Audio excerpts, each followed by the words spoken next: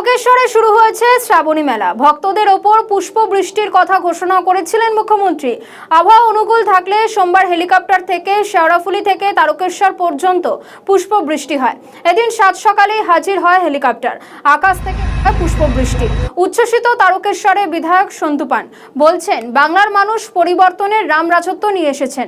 সেই রাম রাজত্বে দেবাদিদেব মহাদেবের যারা ভক্ত আসছেন তাদের মাথায় যেভাবে পুষ্প বর্ষণ করা প্রয়োজন সেটাই আমরা করছি। সেই ছবি আপনারা দেখতে পাচ্ছেন। একেবারে রীতিমতন পুষ্প বৃষ্টিতে খুশি ভক্তেরা, পাশাপাশি একেবারে হর হর মহাদেব ধ্বনিতে তারকেশ্বর জমজমাট।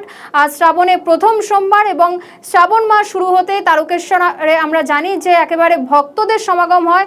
সেই মতো আজকে কিন্তু যেমনটা তারকেশ্বরের কর্তৃপক্ষ জানিয়েছেন যে আজকে প্রায় 5 লক্ষ ভক্ত শিবের মাথায় জল ঢেলেছেন।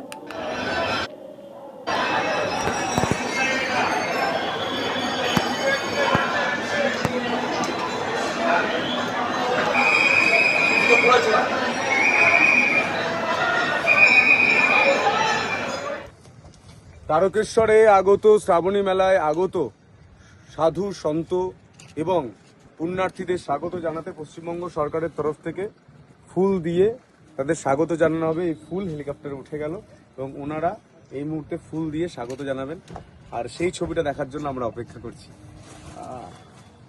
হর হর মহাদেব।